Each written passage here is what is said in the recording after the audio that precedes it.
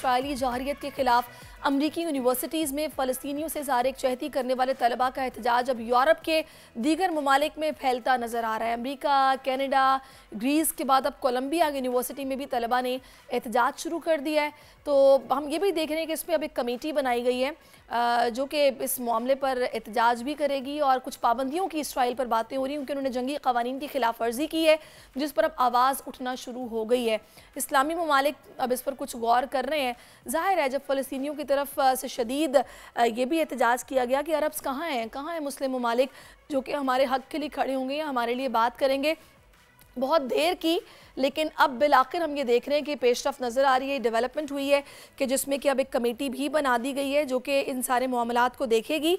और अभी ताज़ा जो अपडेट है उसके मुताबिक ये बताया जा रहा है कि जी एक जो कमेटी जिसके लिए अभी कहा जा रहा है कि साकडार साहब भी जाएंगे, गज़ा कमेटी है और ये सऊदी वज़ीर ख़ारजा की सरबराही में बनाई गई है और इसराइल पर पाबंदी का मुतालबा किया जा रहा है। ये रियाज़ में जनाब सऊदी वज़ीर ख़ारजा फैसल बिन फ़रहान है जिनकी ज़ेर सदारत इस्लामी ताउन तंजीम और अरब लीग की तरफ से मुश्तरका तौर पर तश्कील किए गए ग्रुप में वज़रा को शामिल किया गया और ये इजलास बुलाया गया है। माहिर बैनुल-अक़वामी अमूर के सैयद मोहम्मद अली साहब जो कि हमें ज्वाइन कर चुके हैं। अस्सलाम वालेकुम मोहम्मद अली साहब, बहुत शुक्रिया आपके वक्त के लिए।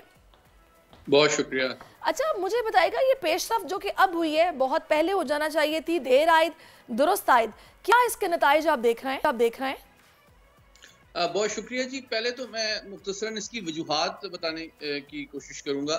देखिए, 3 चीज़ें जो हैं वो इस वक्त हो रही हैं जो कि इम्पोर्टेंट हैं। सफारती सतह पे जो सबसे अहम डेवलपमेंट है वो ये है कि यूरोपीय यूनियन के कई ममालिक खुसूसन आयरलैंड और स्पेन ने इस बात का इंदिया दिया है कि वो फ़लस्तीन को एक आज़ाद और खुद मुख्तार रियासत के तौर पे तस्लीम करने की तरफ जा रहे हैं और शायद 1 महीने के अंदर वो उनको तस्लीम कर लें। तो सिफारती सतह पे ये एक बहुत बड़ी डेवलपमेंट है। दूसरी बात जो अवामी सतह पे आपने खुद भी बताया कि मगरबी ममालिक में खुसूसन अमरीका में, ऑस्ट्रेलिया में, बरतानिया, फ्रांस में बहुत बड़े पैमाने पे इस वक्त मुजाहरे हो रहे हैं फ़लस्तीन की हिमायत में। और जो तीसरा पहलू है वो आप जानते हैं कि अमेरिका और इसराइल दोनों में अब इंतखाबात करीब आ रहे हैं। तो इस बात का अमेरिका में जो मौजूदा बाइडेन इंतज़ामिया है उसको भी एहसास हो रहा है कि जो बहुत ज़्यादा खुलकर इसराइल की पुष्टपनाही है वो सियासी तौर पे नुकसानदेह साबित हो सकती है, क्योंकि जो non white non Jewish voter है, चाहे वो ब्लैक्स हों, चाहे मुसलमान हों या दीगर ममालिक के लोग हों, उनके वोट जो है उससे जो डेमोक्रेट पार्टी है वो महरूम हो सकती है। इसलिए वो थोड़ा सा अपने बयानियों को उन्होंने चेंज किया है। इसराइल के अंदर भी आप जानते हैं कि चूंकि इस जंग का जाहिर बात है बहुत ज़्यादा गजा के में शहादतें हुई हैं, लेकिन नुकसान तो बहरहाल इसराइल का भी हुआ है और उनकी आप जानते हैं कि इंटेलिजेंस चीफ ने रिज़ाइन कर दिया है और इसी तरह उनकी वजारत दिफा और मिलिट्री चीफ के ऊपर भी बहुत दबाव है। तो मुमकिन है कि जो अपोजिशन है नेतन्याहू साहब की, वो भी बहुत सख्त तनकीद का निशाना बना रही है नेतन्याहू साहब को कि इतनी बड़ी इंटेलिजेंस फेलियर कैसे हुई और आप अपने मकासद हासिल अभी तक नहीं कर सके हैं और दुनिया में इसराइल आइसोलेट हो रहा है। तो ये तमाम मामलात जो हैं ये वजूहात हैं जो कि किसी हद तक सिफारती कोशिशों की वजह बन रही है। और मैं आपको बताता चलूं कि मिस्र और कतर के जरिए से एक बैक चैनल जो है डिप्लोमेसी का ऑलरेडी जारी है जो कि पीस टॉक्स वगैरह में इंगेज्ड है। तो इसमें मैं आपसे ये जानना चाहूँगी जो पाबंदियों की बातें हो रही हैं, ये पाबंदियाँ किस किस्म की हैं जो कि इसराइल पर लग सकती हैं और उसके नताइज आप किस तरह के देख रहे हैं? देखिए, इस वक्त जो बात सबसे इम्पोर्टेंट है वो है इंटरनेशनल क्रिमिनल कोर्ट में जो नेतन्याहू साहब के हवाले से बात आ रही है कि उनके खिलाफ ह्यूमन राइट्स और जंगी जराइम में मुलविस होने के हवाले से मुकदमा चल सकता है। ये बिल्कुल उसी तरह है जिस तरह आपको याद होगा कि 90 की दहाई में जब बोस्निया में बहुत बड़े पैमाने पे मुसलमानों की नस्ल कुशी की गई थी, जिसके नतीजे में 80,000 से ज़्यादा शहादतें हुई थी, तो जो सर्बिया के उस ज़माने के लीडर थे स्लोबोदान मिलोसेविच, उनके खिलाफ भी इसी तरह जंगी जराइम का मुकदमा चला था और फिर उनको जिम्मेदार भी ठहराया गया था और सजा भी दी गई थी। तो ये मुमकिन है कि इस तरह की जो तहरीक है वो भी आगे उस ज़मीन में भी पेशरफ्त हो।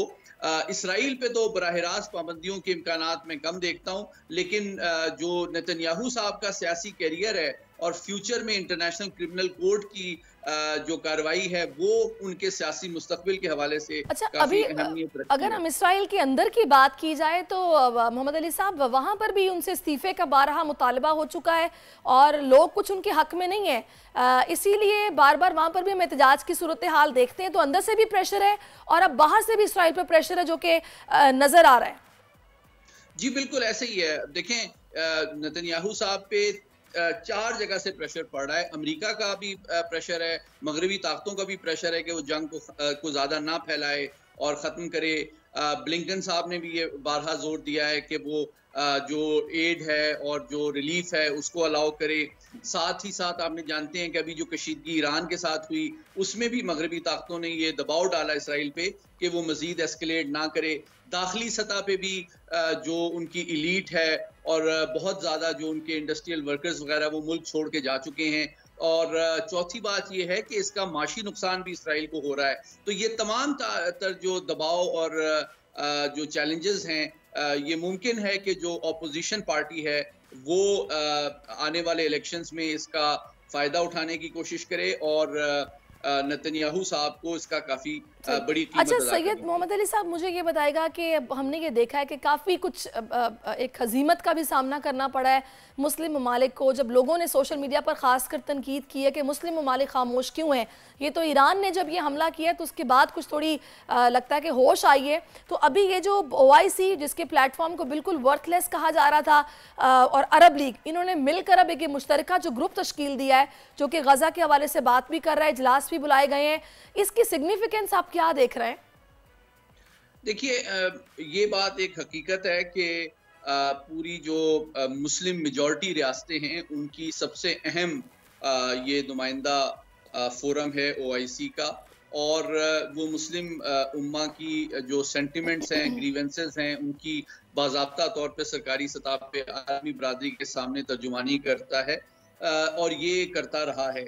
तो मैं समझता हूँ कि ये जो 3-4 ट्रेंड्स हमने देखे हैं, चाहे वो मगरबी ताकतों में जो बड़े पैमाने पे मुजाहरे हैं, चाहे बड़ी ताकतों का बढ़ता हुआ इसराइल पे दबाव है, मशरिक़ वस्ता की हालिया कशीदगी और इसराइल के अंदर जो बड़ी यानी कि परेशानी और केओस क्रिएट हो रहा है, और फिर एक बहुत बड़े पैमाने पे 35,000 शहादतें, ये तमाम मामलात वो हैं जिन्होंने OIC को भी मैं समझता हूँ कि कायल किया है कि उनको भी इस वक्त अपना रोल प्ले करना चाहिए ताकि बाज़ाब्ता तौर पे सरकारी सतह पे आलमी बरादरी के सामने तमाम मुस्लिम मेजॉरिटी रियासतों का एक वाज़े जो है पैगाम और मौक़िफ़ सामने आ सके, जिसमें ताकि मुसलमान जो उम्मा है उसके जो सेंटिमेंट्स हैं उसकी तर्जुमानी भी हो और ये इंटरनेशनल जो इस वक्त ट्रेंड्स हैं उसमें एक अहम रोल भी प्ले करे। अच्छा मोहम्मद अली साहब, अभी जिस तरह अमेरिका की हमने बात की कि एक प्रेशर अमेरिका की तरफ से भी इसराइल पर है, लेकिन इससे पहले जब इस जंग का आगाज़ हुआ था तो बाकायदा अमेरिका पुष्टपनाही कर रहा था और दहशत गर्दों का मतलब ज़ाहिर है उनको ढाल बनाते हुए कहा जा रहा था कि जी ये हमले जो इसराइल कर रहा है ये बिल्कुल जायज़ हैं। लेकिन अभी ये जो आपने कुछ एक चेंज देखा है इनकी पॉलिसी में, क्या ये वजह है कि आगे अमेरिका में भी इलेक्शन आने वाला है या फिर अमेरिका की जो कुछ रविश तब्दील हुई है उसकी वजूहात क्या हो सकती हैं? जी बहुत अहम सवाल किया। 3 वजूहात हैं इसकी। एक बात बिल्कुल सही है कि अमेरिका में इलेक्शंस आने वाले हैं। दूसरी बात, असल वजह सबसे बड़ी ये है कि अमेरिका की तवक्को थी कि इसराइल के जो भी जंगी अहदाफ हैं वो जल्द और कम ह्यूमन राइट्स वायलेशन और सिविलियन कैजुअलिटीज के नतीजे में वो हासिल कर लेगा, जो कि इसराइल नहीं कर सका है। और चूंकि अब 35,000 के करीब शहादतें हो चुकी हैं और इतने 6-7 माह के दौरान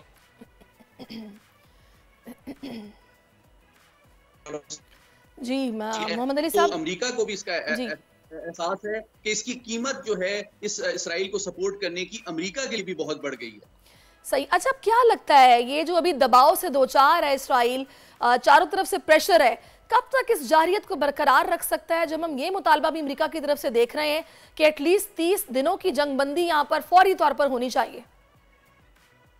देखिए, जंग बंदी जो है वो फौरी तौर पर और देरपा अंदाज में सिर्फ इस सूरत में हो सकती है कि अगर अमेरिका और मगरबी ताकतें इसराइल पे इस हद तक दबाव डालें कि वो उनकी दिफाई इमदाद बंद कर दें या इक्तिसादी पाबंदियां लगा दें।